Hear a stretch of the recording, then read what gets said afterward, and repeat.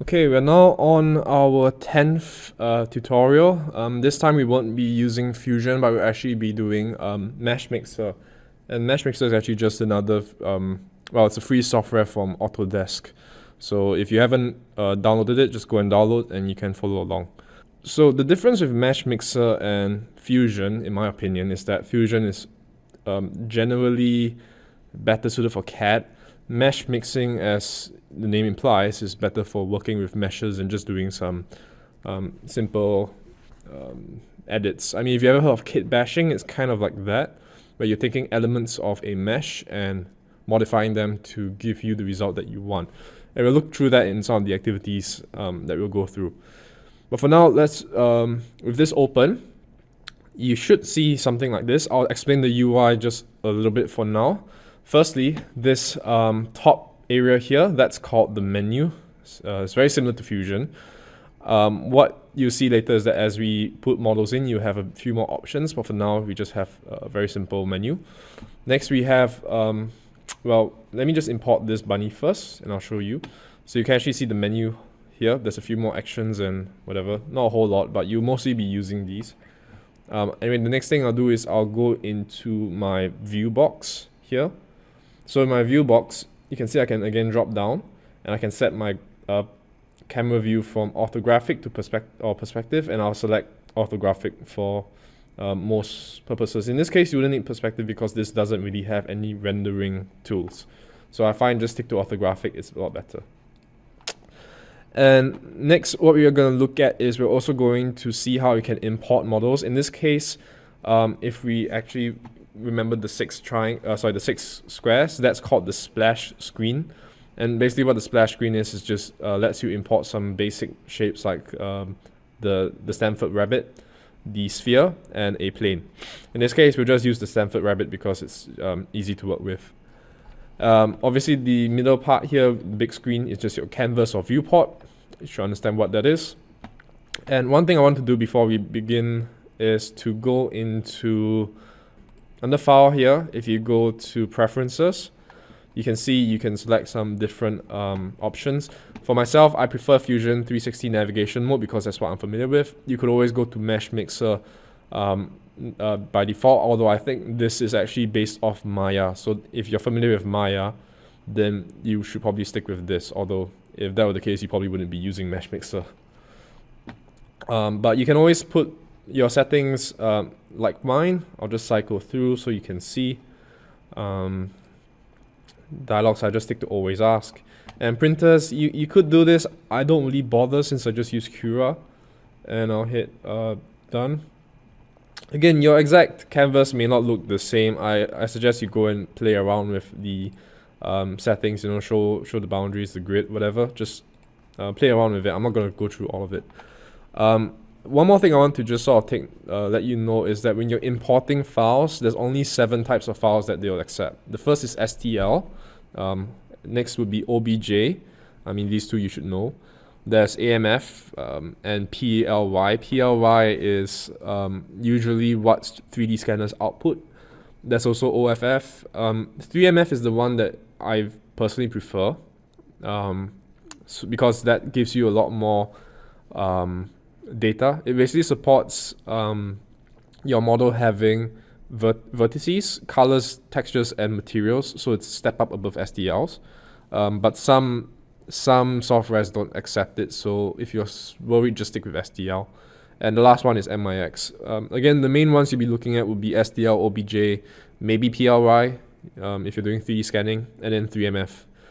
The rest, you know, you don't really need to use those. But anyways, so what we can do now is I'm going to shift middle click. So again, the navigation is the same as Fusion. I'm not going to go through all of that. But I'll look, and you can see here that our rabbit model is actually not a solid, it's a surface. And one thing I want to make clear is that you see this pattern in the inside, that's a zebra pattern. That means that your surface, this is the interior side of your surface. So think of this as the exterior, this is the interior, right? So the zebra pattern here just means that it's the inner surface, the gray shaded one means it's the outer surface. And this will be important later when we're making the meshes, but just a quick note. So what we can do first is we'll just try some things very, very simple. Let's just say you had a model here like so. And what you can do is you can go to edit, right? And again, I'll explain what these are. By the way, these things here are your tools. So all the tools that you have in this software are all here. There's no hidden ones. It's literally just all there. But you have your edit, and we can actually just go into make solid, and that does exactly what it says. It just makes it solid. So you can see here, my rabbit is now a solid. But this is not the same as Fusion's make solid, or basically you're not really making like a solid body. This is again still a mesh, right? And how do we know? Well, let's just hit accept. Oh, by the way, this object browser is very useful, and for me, if you Meshmixer tends to lose this for some reason. If you ever lose it by accident, the command or the shortcut for it is Control-Shift-O. This object browser is essentially showing you all the parts. It's a little bit like Fusion's own browser, except it's not going to have any breakdown. This is literally just an object. I would say it's a part in your design, right? It doesn't really give you very much more information other than that. Again, you also notice there's no timeline, so any changes you do are essentially non-retraceable. You can always hit Ctrl-Z. There's also edit, which will let you go back without by skipping the process. But I would just say be careful with how you model this. Always save if you're worried. But anyways, we have our model here. You can see we have two things, which doesn't make sense, right?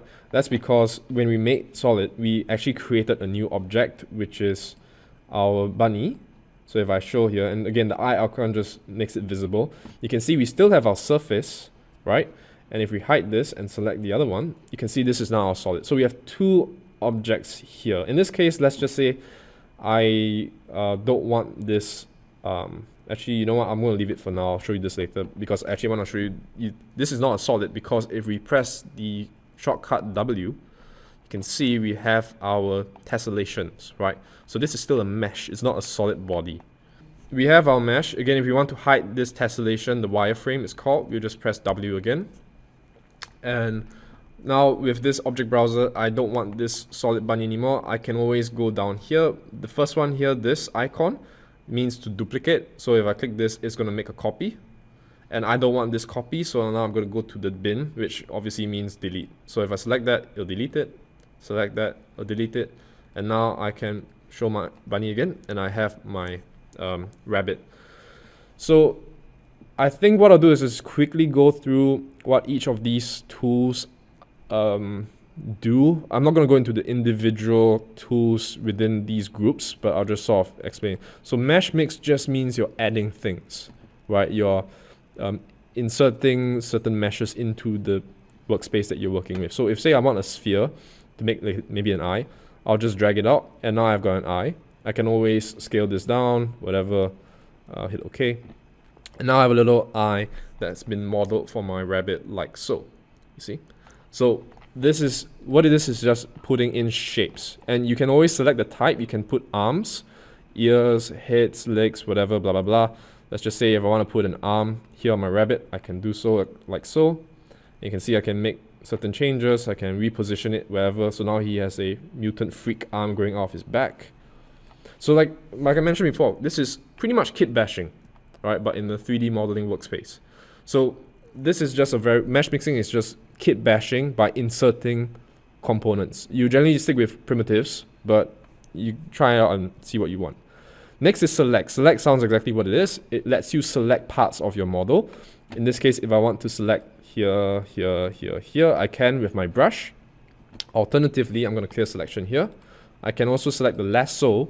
And if you're familiar with graphics softwares, you know what this does. If I want just to highlight this part of the ear, oops, well, you get what I mean. If I draw that, not all the way down, but just the ear, then it will select just the ear.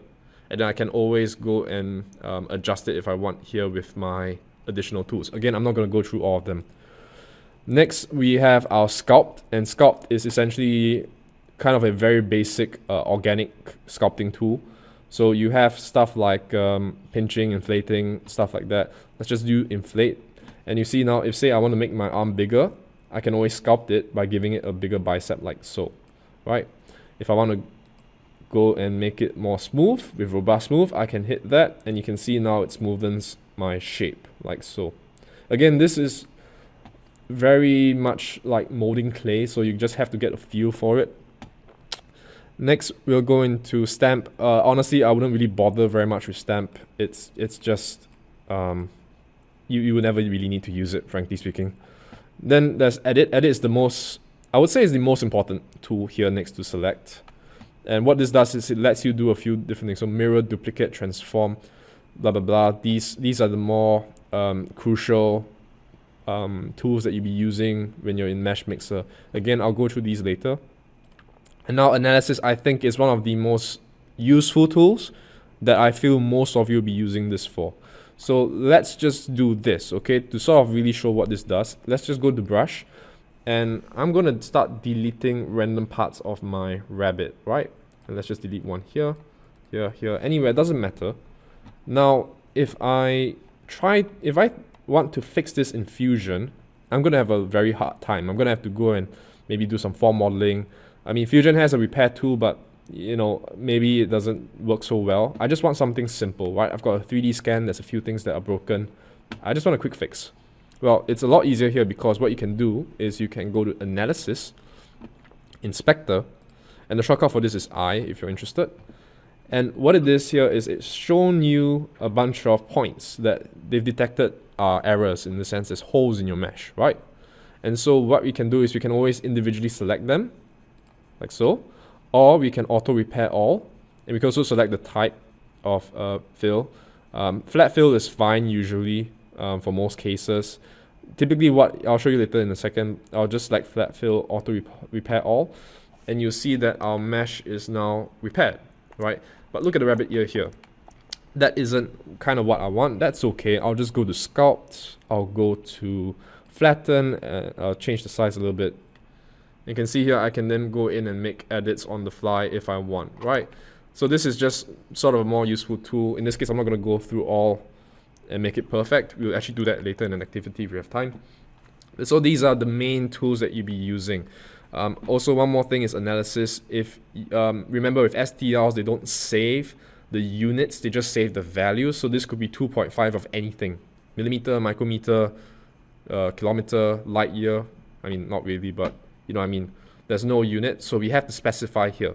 In this case, our rabbit is now very small. It's about 55 millimeters. What I can do is I can go in and make it larger, centimeters, meters, inches, or feet, right? And if I do this, right now what this is just asking if you want to keep everything. So if I want, it's essentially scaling it. I'll just say keep the same.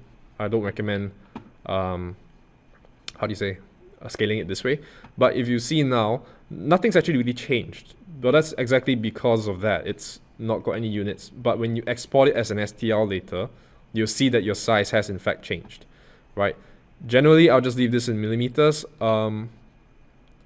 But sometimes, especially with scans, they might scan an object and save it as a centimeter unit, which in this case, if you import it with a millimeter unit, then you're going to get a significantly reduced size for your scan. So just take that in note. We are okay with this. And that's mostly it. I think one cool thing I'll just talk about a little bit here is overhangs. You can already do this in Cura, but it's just if you're interested. See here, there's a bunch of overhangs. You can actually create supports as an STL here. So in this case, we'll find it 45 degrees, sorry. We'll just do, that's fine, I'll just generate support, doesn't matter. It's just to show you the feature. And you can see here, it generates these little supports that you could then use to print, maybe for resin printing or FDM, although FDM might be a bit difficult with 3 supports, but this should be able to print with resin. But anyway, this is just an extra feature. I still recommend you don't do this in Meshmixer. There are proper slicing softwares that will do this for you.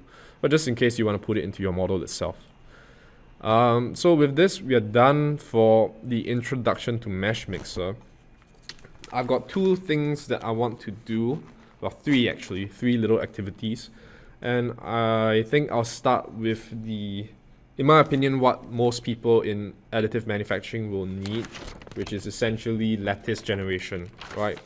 And this is the most complex, but if you follow along, it should help you understand what's actually happening. So anyways, what we'll do is, for me, I'm actually not very sure how to close the design or stuff. Usually if I exit, it will just clear. Alternatively, I can always just delete my parts, like so, which I'll just do. But if you're ever worried if there's a leftover artifact or whatever, you can always just close Meshmixer and reopen it again. But anyways, so there are two ways you can create a lattice. First is to actually turn a model into a lattice itself. And the second is to manually create the infill lattice of the model that you're trying to make. So in this case, let's start with the first one, which is turning a model into a lattice. So let's try something complex. We'll import a bunny, and we want to turn this entire model into essentially a wireframe lattice. What you see here is we have our rabbit, and what we're going to do first is to press W to show our wireframe. And essentially what we're going to do is just reduce the number of triangles here in our mesh. And that's because we want to make the struts larger. And so what we can do with that is we can go to edit. Oh, sorry. So one more little shortcut trick just to teach you guys. If you find select is hard, because you can't really just, you can always double click like this, right? But I find instead of going to select, just hit Ctrl A, and this will automatically select your entire mesh, right? So this is just a little bit useful tool if you just want to do some quick edits to certain components. And again, a good habit I always find is to just always have your object browser in here. It can be a little bit temperamental, but it should be fine. But anyways, we have our rabbit. So again, before we can make any edits, we need to select it. So I'll hit Ctrl A. I've got my rabbit selected. I'm going to go to edit here. And this edit really is very similar to this kind of edit, although it's more contextual. But anyways, we have edit. Again, you can see there's like extrude, offset, blah, blah, blah. In this case, what we actually want to do is reduce, right? And reduce is the same. It just reduces the number of triangles in your mesh. So if you select reduce, you can see it opens a little dialog box here. We're going to leave this at percentage. And what we'll do is we'll actually make this increase this, and you can see as I increase it, that mesh count is going lower. If I increase it, you can see how that's, as I decrease the percentage, it's increasing my mesh count. So it's kind of inverse. In this case, we're saying reduce it by 95%, like so. So in this case, I'm happy with 95%. This is more eyeballing, it's based on your own, like what you like. And I think I'll leave the rest as the default, that's fine. Hit accept. And now you can see our rabbit, if we hit W, is looking a lot less well defined, which is what we want, it's fine. Next, we're going to go into edit here. We can clear selection, you don't really need to do this, I think. We're going to edit, we'll go into make pattern, and make pattern is going to be very, how do you say, a very common tool you'll be using to make lattices. So if nothing else, if you're only using this for latticing, remember make pattern. But anyway, we have our pattern type here. And what we want to do is we want to actually use a edge pattern, which is here, sorry, missed that. So edges, and you really can see what I'm kind of going for. In this case, my struts are way too thick because my rabbit maybe isn't so big. So what I'll do is actually reduce the element dimension here. And what the element dimension is, as you see, is as I scale this down, my struts become thinner. If I scale it up, they become thicker, right? Obviously, they come too big, they break. But I'm just going to put it somewhere here. I think that looks fine as like a little strut lattice. Next, I'm going to just hit enter. One thing I just want to comment, for my laptop, I've set the display scale to 150%. You can see here, I'm actually getting my dialog box cut off. If you're encountering this issue, go to your display settings, change your scaling from 150 or whatever percentage to 100%. It's just, Meshmixer is a free tool. They're not going to bother updating it, so it's just have to live with it. For me, I'm okay because what I'll do is I'll just hit enter. It'll generate the lattice mesh like so. This might take a while because, again, you're not making a solid body, you're making a mesh. And what this is a mesh of each of these individual cylinders. So later when I press the wireframe, you'll see that there are a lot of tessellations. You can already see there's like 1 million or more of triangles. But you can see here, see that each of these points is a vertex, sorry, and they have their own tessellation. But if I hit W to hide them, you can see now I have my model that's been converted, at least on the outside, into a lattice, like so. So if you ever seen these kind of things on Thingiverse, then this is how you can make exactly that. So with that's done, we know how we can turn a model into a lattice. So we'll delete this, I don't need it anymore. And what we'll do now is we'll move on to the second method, which is to manually create that infill lattice. And now what I mean by that is if you've ever been in Cura and you've created that, say let's just say a cubic lattice, and then you thought, oh wow, this lattice structure is really cool, you know, it 3D prints well. I want to save this as an STL. You save it in STL, you go into Fusion, and it's like, hey, where's my lattice gone? You can't do that. Cura is a G-code processing machine. It takes your model, outputs G-code. G-code is not a 3D modeling file. It is purely an instructional. It's you have a drawing. You want to recreate the drawing. You have the G-code, which just tells you move your hand up this 1 millimeter, move it right 2 millimeters, blah blah blah. It's just text essentially, but you're not actually gonna get the drawing. It just shows you how to make the drawing, right? So that's why you can't do that. You can't save a G-code file as an STL, and Cura only outputs your final preview as a G-code. So then how can we make this lattice? Well, this is where Meshmixer comes in. And I suspect most of you who don't know how to do that lattice modeling will find this useful, so make sure to follow along because this can be very complex, I won't lie. But first, what we'll do is we'll just keep it simple. We'll import a sphere here. So now we have a sphere, and again, it can be any shape that has a closed surface. Don't worry about that. If you're ever worried, you can always go into analysis, click your inspector. There's no errors, because if there were, there'd be that little ball thing. So we're fine. There shouldn't be any issues here. So what we're going to do is we're first going to go to edit, and what we want is to create a hollow sphere. And thankfully there is a tool for that. It's just called hollow. If we click hollow, you can see here now it's going to hollow our sphere, right? And the offset distance in this case is just the walls. So again, we can slide it or put a value. So the thing is with this CAD sliders, you don't get a live preview. You have to go and hit update. I'm not going to waste time. I know what the value is, which is 1.2, because if our FDM layer height is 0.2, we have a wall line thickness, wall count of 3, then 1.2 is 0.6 times 2, essentially. So we have 2 walls with 6 layers of FDM material being extruded, which is 1.2. Anyway, we'll just select that. We're okay with the rest, actually. Yep, so we'll update it.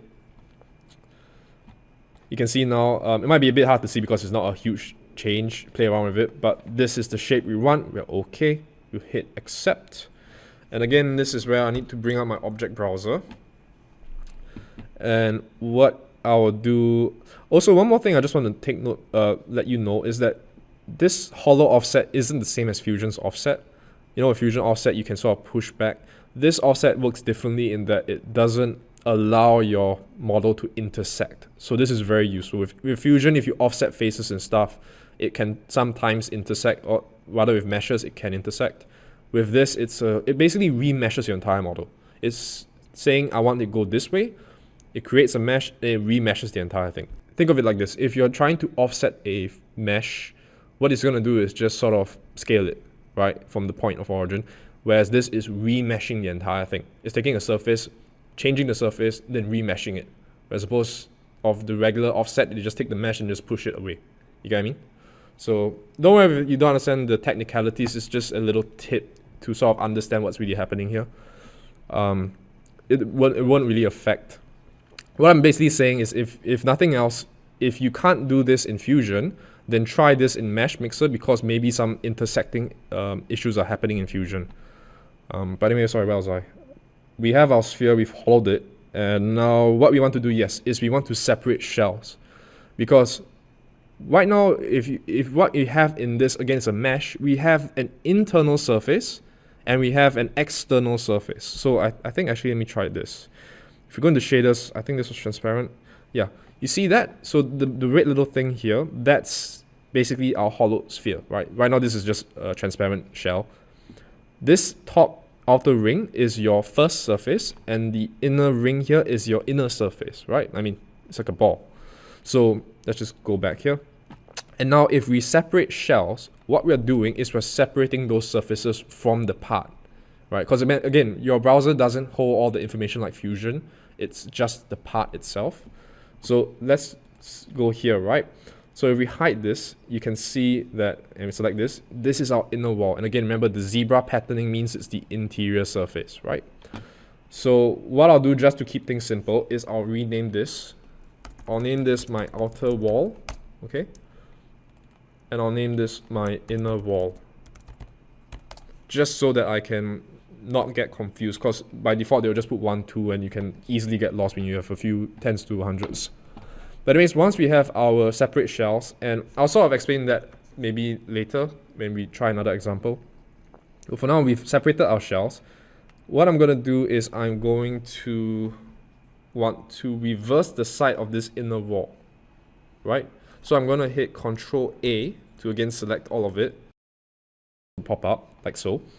Now if we go into Edit, Flip Normals, what this means is instead of our surface, the front of our surface, right, the exterior surface being facing inwards, is going to flip it inside out, and now it's going to be on the outside.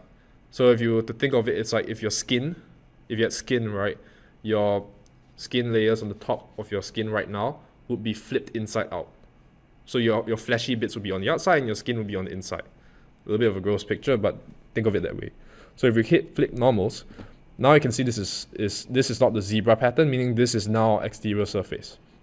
If you think about it, if we had this shape and we had the other shape as well, so the outer wall and inner wall, this would just be a volumeless solid in a sense, because you have two outer walls that don't meet. This is no longer hollow, if you can sort of wrap your head around that. I know it's a bit abstract in the thinking, but as long as you understand what the flip normal is doing, then you should understand the next two steps that we're about to go through. So anyways, we have our inner wall. We're going to select it again. So Control A. And now we're going to go to, is it here? No, we're going to go to Edit. We're going to Make Pattern.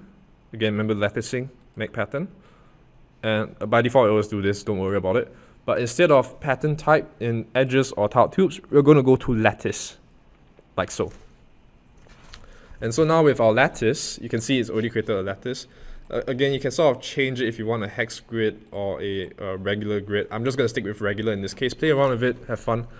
But what I want to do is to change my element dimension. And again, you can see how this is changing. It's making my struts thinner or thicker. In this case, I just want my struts to be 3 layers thick, which in this case, with a layer height of 0.2 will be 0.6. Element spacing, I'll just leave it 4, it doesn't really matter. And what I want you to consider is, this is a sphere, so you're going to use supports anyways.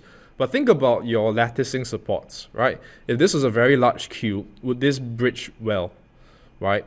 Or maybe you want this to be positioned differently. Maybe you don't want it to be vertical. You want some sort of isometry performance or whatever. So in this case, you see this little arrows and stuff here. This looks a lot like our Fusion tool for rotating and moving. Well, you can do exactly that. So what I'm going to do is I'm going to select this, and I'll rotate this to about 45 degrees. I'm not going to be perfect here. That's fine. 45. And you'll see that our arrow here is following our model. It's not following our worldview like in Fusion, right? And that's because of these things here. L stands for local, meaning it's the local view. W is world. Watch what happens when I select world. My arrow snaps to the world instead. So this can be useful for rotating things that, you know, are difficult to rotate, or you want certain orientations. Anyway, I'm going to select the other axis rotation, and I'm going to rotate this by 45 degrees as well. And in theory, that should give me a 45 degrees, not perfect obviously, but it's going to give me a 45 degree angle for all my struts. And so if say this were a cube, it would print without supports. And this is very useful if you are trying to do some sort of resin printing or whatever, because then if your struts are small enough, you can just put an evacuation hole at the bottom to release the fluids, and you have a supportless solid essentially. But anyways, with that done, We have our lattice. Again, play around with all the different settings. You'll find something you like eventually, I'm sure. And what we're going to do is we're just going to hit enter again because my thing is our scale. Give it a second. Oh wait, I made a mistake, sorry. Forgot something. Okay, so anyway, this is a fun little thing. By doing this by default, I've done the previous one. I've created a lattice in the shape of my solid. So if you want this is just one way. I don't actually want this because I want to keep my shell, right? So I'm gonna undo. What I forgot to do actually, I'll just change this back to 0.6. Lattice. Okay, instead of intersect, which I've already explained before in Fusion, we're going to go to subtract, and you sort of see what this does. So I'm gonna hit enter. Well, let me just quickly change the angles. Well, whatever. Sorry, just a second. Okay, I'm happy with that. I'll hit enter. So now we have our mode set to subtract. And again, this will take a while. Hopefully, if your computer is strong enough, it will process. I just want to caution as well, Meshmixer, at least in my experience, tends to crash for no reason. So save as often as you can, especially with large files and you've done a lot of work. Save. Anyways, now we have this. We are going to let's see. Why is this? Yep, okay, so you can see here, what I've done is I've hidden it but still selected it, which gives like a transparent overlay. Don't worry about it, you can also just use this if you're not too sure. So this now is opaque, and you can see there's a bunch of holes. Why is that? Well, that's because we actually have a negative impression of our lattice. So if you think about it, imagine if we had our final product with the latticing and we molded some plastic on the inside, removed all the lattice and the structures, this is what we're left with. This is a negative mold of our lattice. That's why all these holes here is just where the struts are. So with that, if you are seeing where I'm going with this, you understand. But what we're essentially trying to do is we're trying to take our sphere, and cut away this negative impression, leaving only our lattice and our shell. So I'll show you how to do that now. So now with this, what we can do is we will again go to Control A to select it. And what we want to do is, remember, this is not a solid, right? So this is very important to understand. It is a surface, or a mesh rather, but treat it like a surface. And in Meshmixer, it's not like Fusion where the face doesn't really matter so much. The face matters here because you can't have your skin flipped inside out and still be alive. Think of it that way. It has to be right in the correct way, otherwise you won't know what's in, what's out. So we need to again flip this because we want the exterior to be the reverse side, the zebra patterning, meaning that the inside is now our exterior surface. Again, this, if you're not familiar with sort of abstract thinking of 3D models, this might be quite hard to grasp, which is why I'm saying this is hard. But as long as you follow this process, even if you don't understand it, you should still always get the same result, right? And so what I'll do is, now with this selected, I'm just going to go back into my edit and I'm going to flip normals. And you can see now I've got my zebra pattern again, meaning that the inside part of my lattice is essentially flipped, right? It's flipped. Now this is the inside of my sphere. Think of it as the inner wall of my sphere. But anyway, I won't digress anymore. With this done, what we're going to do is we're going to select the outer wall here. Just show it here so you can see. By the way, if you can't select both, just hold Control click. Okay? And automatically it'll give you a little dialog box here. What we want to do is we want to combine. Okay, you don't have to do a Boolean union or difference if you're familiar with those. Just a combine will do. Okay? If we hit combine, hopefully it should work. What we will have is, it's going to shaders. Oops, wrong one, sorry. Now, if you can see the transparency, we have our lattice. And just to show this isn't like a render or whatever, what I'll do is very simply do a plane cut. So what a plane cut does is exactly what it sounds like. We're basically creating a cut along a plane, right? I'm just going to do discard half just so you can see. I'm going to keep this to no fill just so you can see exactly what's on the inside. And now you can see on the inside of it, we have our lattice structure And maybe this might be a bit easier to visualize, but before we did the flip normals, all this solid looking parts would have been a zebra pattern, meaning that essentially our inner skin would have been inside out, which would not create the geometry we want. Okay, so now all these lattice structures are in our board itself. And if we go into Cura, one thing you want to take note of is to remove supports and your infill here. I'll set this to 0 because we already have our infill lattice, right? Otherwise it will just obstruct. In this case, I'll just leave supports because it's sphere, it will hold its own shape. But just take note that if you do enable supports, Cura won't know the difference between supporting on the outside and on the inside, right? So you may have to create manual supports or put support blockers. But anyways, we'll slice this. Hopefully it doesn't put a support. If it does, I'll just fix it easily. So now if we look in our sphere, we're going to slice it through now, right? You can see this is our lattice structure here, and maybe to make it easier, I'll just remove the starts. You can see that we have our struts. Of course, this is way too small, so let's just scale this up. And now if we check, you can see that lattice structure is inside our model, right? Although in this case, our infill is not actually connecting the walls, so you may again want to choose how to adjust the thickness and make it compatible. In this case, and remember, I've enlarged my model, so therefore it's no longer 0.6. If this had been not scaled up, it would fit perfectly. So make sure you scale accordingly and make whatever changes you want in Meshmixer itself. Because remember, it's a mesh, not a solid. But anyways, now we have our internal lattice geometry. We can print this, and again, if you want to just make this without the shells, you can either go here and select, actually no, you can't do that because all these are walls. You can go into Meshmixer, and instead of using the subtract, just stick it to the default. That will create the lattice like we saw just now. Anyway, we don't need this, so I'll go back to Meshmixer, and we are done for latticing. Hey students, tired of watching boring Meshmixer tutorials? You're doing a master's. You didn't come here to learn. But wait, there is a solution. Introducing Flattpack. Just tell it what you want, and presto, instant lattice generation, Flattpack. Download for free now. So now we'll move on to something a bit more interesting. For those of you who are familiar with resin printing, you'll find that the way you cut your objects is a lot more different. You have a bit more freedom.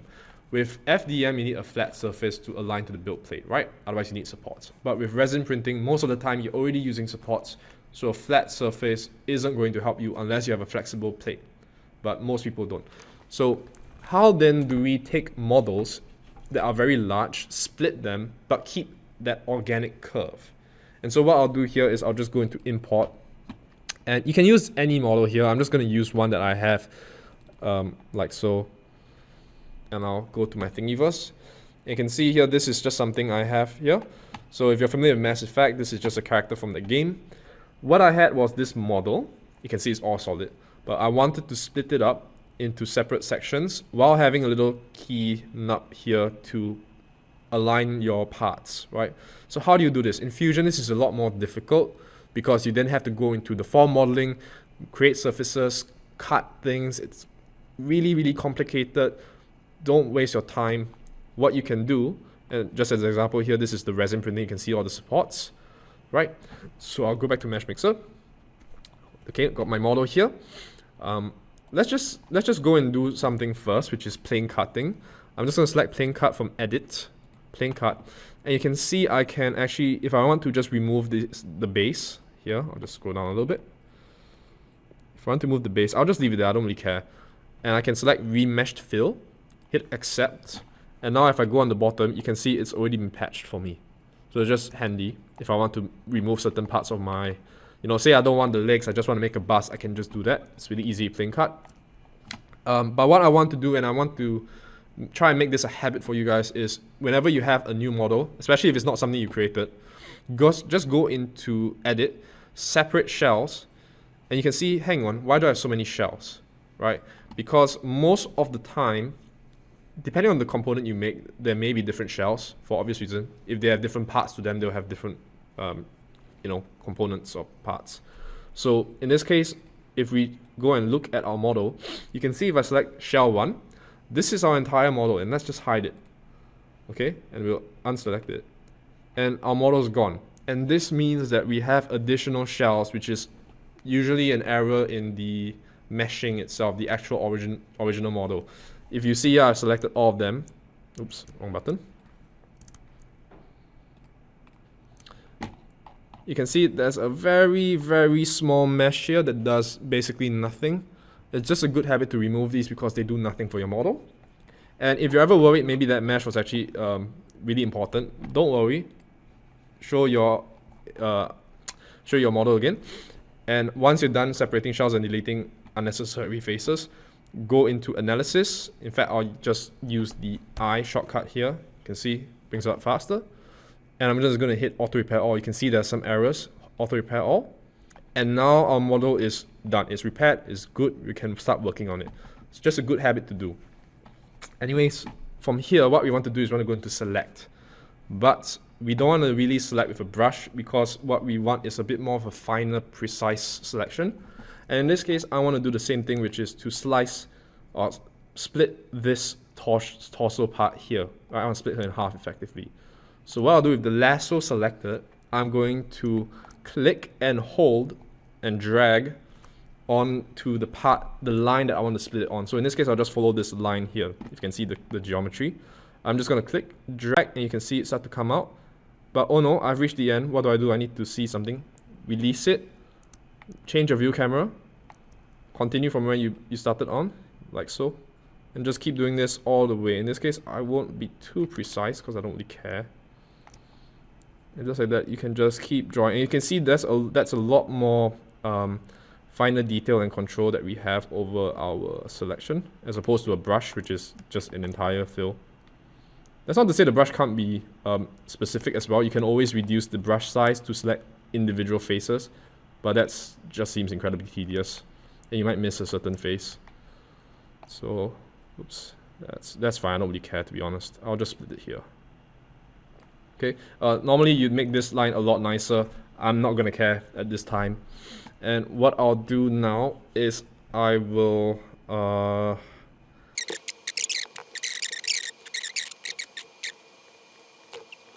okay, sorry, so we had an issue. Well, again, I'm just gonna go select lasso. Okay, so let me try and be a little, come on. Okay, I'll try and be a little bit more precise just to show.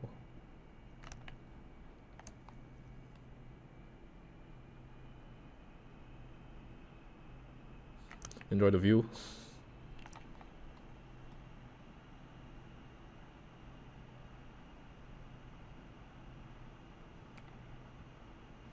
There we go. Okay, so with that done, again, if you encountered that same issue that I had, just restart it. Again, it's a free software. They're not going to update it, so things break. But with this done, you should see this. So one half of your model will be selected. And again, you must close this lasso. You can't leave it like open-ended, right? So in this case, it's correct. I want my legs split, essentially. What I'm going to do now is hit B. And this will bring up the boundary line tool. And all this does is basically redrawing my lasso, but a lot nicer. And in fact, I generally recommend you do this. Always put the smoothness to high. I don't really care about preserving shape so much. You can always leave it to defaults. I don't see it really make a difference in terms of the mesh. And I'll leave the rest as defaults. But what this does is it creates a line, and this is basically it's patching a surface almost and cutting it from there. Think of it that way, right? So if I hit accept, well, I went a bit ahead of myself. It's redefining the lasso that I drew, smoothing out basically. And now what if I go into edit and I generate complex at the bottom, this will now give me that split essentially. So in this case, what I'll do is I will select the boundary line in this generate complex here. Select it like this. If you see this, it means it's selected. And what I'll do is I'll just I'm missing a step here. Give me a second. Let me think. this should be split, and I'm thinking if that's... Oh, right, I'm stupid. Okay, sorry, so now we're back at the generate complex stage. What we'll do is we'll generate complex, which is under edit, right? Again, just select your boundary line. I've changed this because I had an issue just now. I'm gonna auto generate. We've got our surface, accept, and this is quite important, which I forgot. You've got to split your component. Split your complex, because remember, this is 2 parts. You have to split them. This is 2 parts in 1 part. What we want it to be is in 2 parts, not 1 part. Again, this is here because I didn't do that. I had to restart this, so I didn't do the the inspector to remove all the additional planes. No matter, I've got what I need here. You can see now it's been split. If I hide this, it's like that. You can see I've got my surface like so. That also means we don't need these anymore. The original model, the whole complex, we can delete this, because from here, if you want to continue cutting, let's say her arms and her head or whatever, we can just select that complex and redo it. But anyways, right now what we have is we have our model split, and it's going to match the surface. You can see here we've got our line. If I hide our top, you can see that is a very organic mesh, and just notice the little bump here.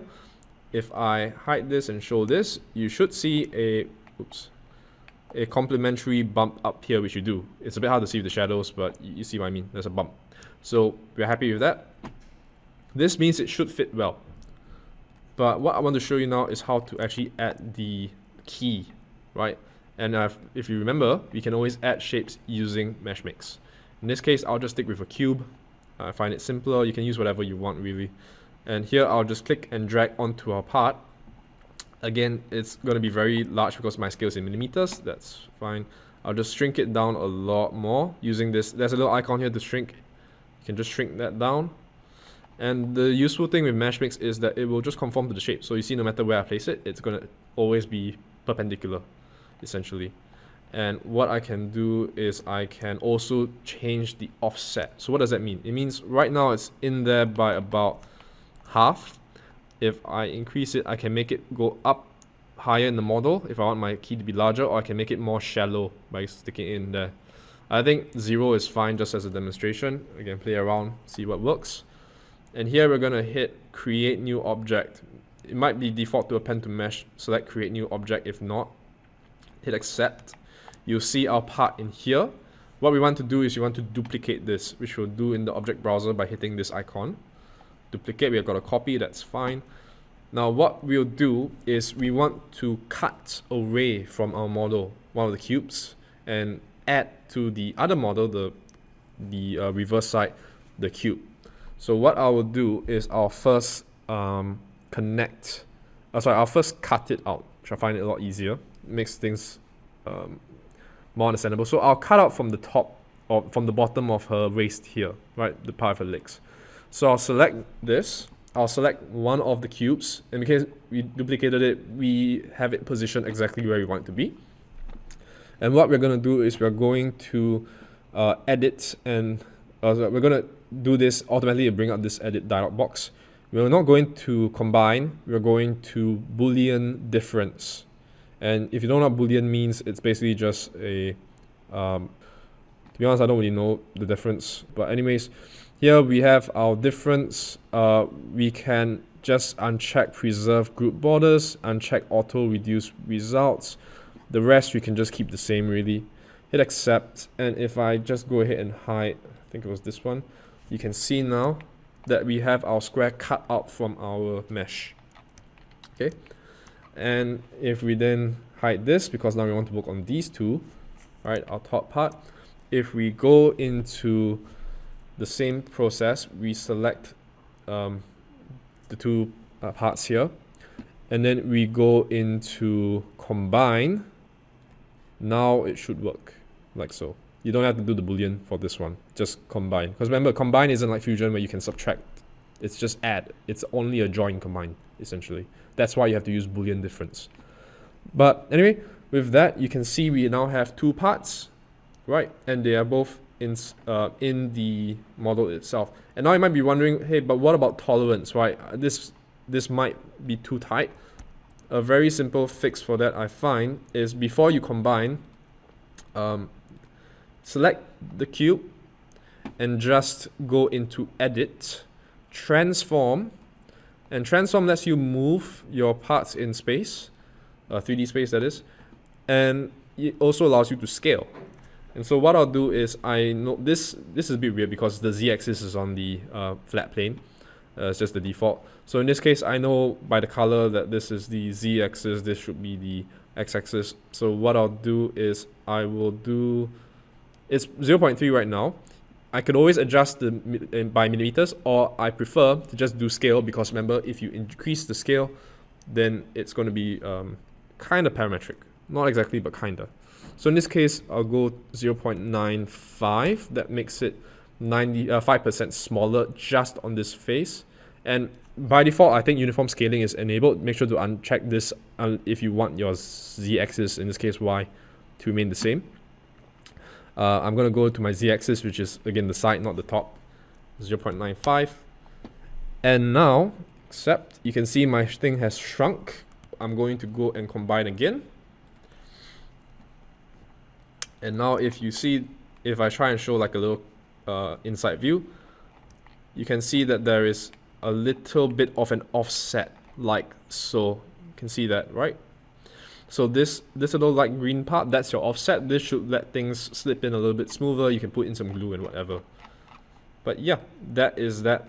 So now you know how to split and key models. Again, you can do this with any part, any shape, you know. And if you always want, you can always then go and mesh mix your individual parts themselves. So if that's done, you know what, let's have some fun. It's called Meshmixer. Why not do some kitbashing, right? And I've prepared this, in fact. So what I'm going to do is I'm going to import, and I'll put these in the tutorial resources in future, but I'll just select all these. I'm going to import, and right now it's going to give me some meshes of a few things, right? I've got a torso, I've got a pig, and I've got a bear, a flying bear.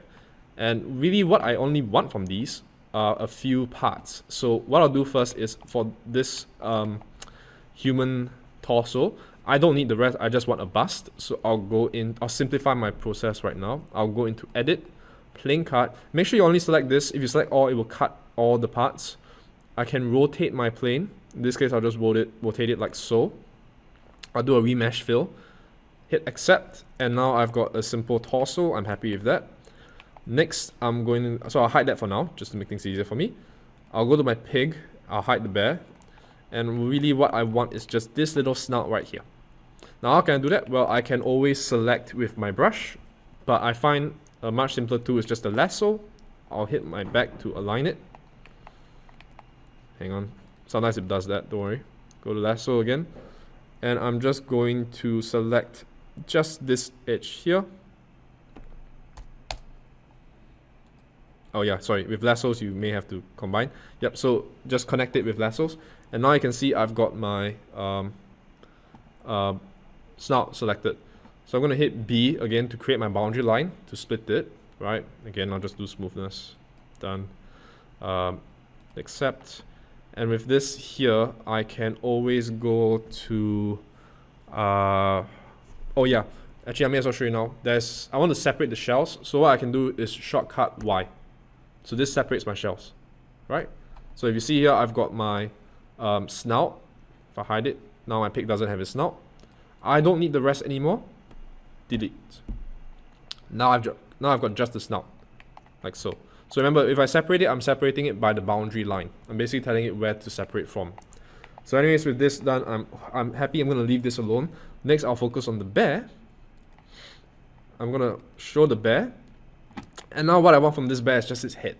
And I'll do the exact same process. I'll go to select, I'll go to lasso, hit the back icon. Again, it does that. I'm going to go here. I'll just select this part here with the head. You can always draw it by holding down left click. I just like to use the lines. So this is fine. Again, B for boundary. I'll just do smoothness. You don't have to do this, by the way. It's just what I like. Accept. And now if I hit Y, separate the shells. Same thing. Delete this part. I don't need it. Wait, no, sorry, that's the wrong part. Delete it. Delete this. And now I have all the parts that I want.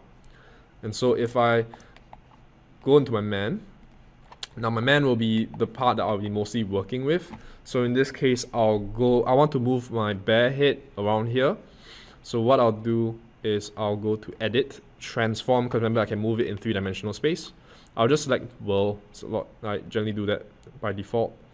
I'm going to rotate this around by about 180 degrees, and I'll just move this up somewhere. And the good thing about this is that I can then go and transform this. So I can say I want this to be a lot bigger, obviously, because you can see here my bear head is very small. So what I'll do is I'll increase this by maybe, let's just try 50. No, 50% would be way too little. Let's try 200 actually. And enable uniform scaling. Oh wait, that was way too large, my mistake. Still too large, okay, no worries. 4. Okay, so I'll just put to 4, that's fine. I'm happy with that size, that looks okay. Yep, that looks okay to me. So now what I'm gonna do is I still want to make it look more natural, so I'm gonna move this down like so, around there. Again, move this, so something like that, okay? Maybe just a little bit more down. And so now I've got it positioned. Again, if I want to align it, I can always go to my right. See, this is maybe a little bit off center. I can just move it over. No issues, just do what you want. I'm gonna hit accept, and this will now stay there. Next thing I want to do is I want to actually remove part of my human torso here. So I'm gonna use this as a reference. So I roughly know it's about this shape. I'm sort of visualizing it in my head, okay? So it's gonna go up to the top part of my shoulder and then down to the pecs. So hide the bear, select the man. And now what I'll do is instead of the lasso, I'll select the brush because I want a bit more finer control. So I'll select the brush mode, that's fine. I'm happy with the size, you can always change the size here. And I'm just gonna draw a rough shape like so. Something like that, right? Just remove this area. Right now what I'm doing is I'm just creating a sort of edge, so then I can then fill it in like this. I can increase the size. This makes it a little bit easier. And I can just select all these points. There's actually a bit more of an efficient method, but I think as a beginner you should just try and stick with this one now. Although I'm very tempted to just do it, to be honest. Yeah, no, screw it. So with this selected, I'll delete. See all these things here? Again, if you a way faster thing to do would just be cut out the outline and then delete the face. So what I'll do here is I'll again just press Y. I think, oh wait, I'm sorry, you have to Control A, Y. This will split the shape, so you can see here. Is it here? Yeah. Oh wait, that's.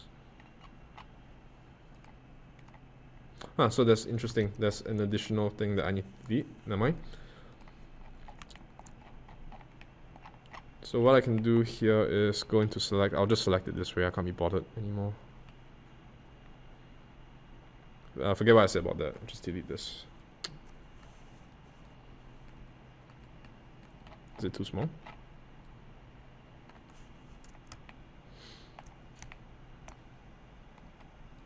Just gonna go into lasso and do this. Should work. Yep. Okay, that's fine. Okay, so I can do this. I can also then go into my sculpt. Let's just say I'll robust move this part here. I don't want it to be so large, and so I'll just do a very little bit, just a smooth here, just to prepare it a little. You don't have to do this. Okay, so now with this done, I've got my hole. In fact, I think what I'll do is I'll clean this up just in case. So I'll select my brush, and a fun thing you can do with this is you can double click on the edge like so. See how it does that? Highlights the entire edge. I'll just hit B again. And you see now I've got my smooth line. I'll just clean this up. Piece of shit. Accept. Y. Delete this. And now you see I've got a bit of a smoother shape. I think that's a lot easier, frankly, if you want to do it that way. But now we have our part. And not bad. So now what we're really trying to do is combine these two together, right? And the way we do that is, it's a little bit tricky in that it's not very intuitive. You have to actually select both parts, combine them first. You have to select the edges you want to join. So I'll select this edge, I'll select that edge, double click again to just select them. And now if I hit J, it should work. There we go. Okay. So join is not going to give you any options. Suck it. Too bad. Don't worry. I don't like how this looks now. That's fine. This is where I'll go into my sculpt. I'll go into brushes. I'll make it flatten because I want this to be down a lot more. I'll just increase the strength because I don't want to be very precise. And you can see how as I push this down, and a tip by the way, treat this like modeling clay. So it helps, instead of holding it down and leaving it there, I find it helps to make motions like so. Like you're actually sculpting the clay or whatever. And again, this will take some time pass. You can see now it's a bit more the shape I want. Again, I can still reduce this some more. I don't really care that it's very precise. And again, if I want this to be really nice, I can add some extra features like muscles and whatever with that. But I think this looks okay, honestly. I'm not going for perfection here. So I'll hit escape to get back to this. But now you see I already got a man with a bare head, right? And now what I'll do next is I'll go to back view. Again, I'll select my lasso. I'll select the nose. Again, hit B because I want a nice smooth boundary. Accept. I can just delete this because I don't need it. So you don't always have to press Y, you can always just press delete if it's the selection, the correct selection. So I'll clear selection. I'll show my pig nose again. Again, select that. Edit, transform, so I can move it and position it to where I want it to be.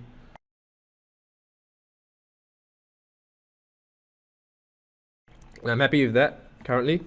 So I'll hit accept. And now same thing, I'm just going to select both parts, combine. Don't forget this time to use the brush to select the edges. So double click there. Oh yeah, so this part is very small, so I actually need to clear selection and change my brush size because otherwise it's going to be too large. So again, I can select it, there we go. Select that, hit J, join, accept. You can see now there's some problems. Again, don't worry, you can go to sculpt. You go to inflate in this case, increase my size and not so much. And you can see that it should, maybe a little bit more, just to speed things up a bit. You can see it inflates this stuff like that, creates a solid. I can then go to my flatten this back down, and then maybe I don't want to go too far, I'll just use robust smooth and I'll smooth this out, whatever. Just like that, we have taken 3 separate models, and we have made a very serious threat to humanity. I'm talking, of course, about Man-Bear Pig. Man-Bear Pig?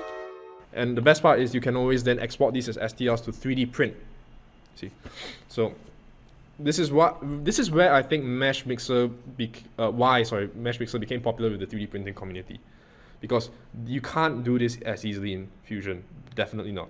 So my main recommendation, the main takeaway with Meshmixer, yes, it is, in my opinion, a vastly inferior CAD software to Fusion, but this is very much a niche program for mixing, kitbashing meshes. It's very good also for making lattices, which I think you'll find more applicable for AM. But even if you're just a hobbyist, you just want to have fun, this is super easy to learn. And I think really with most of these, if you're not very sure, go on Google, say how do I do this in Meshmixer, you should find the answer, like with most Googling. So yeah, that's it. Hope you had fun.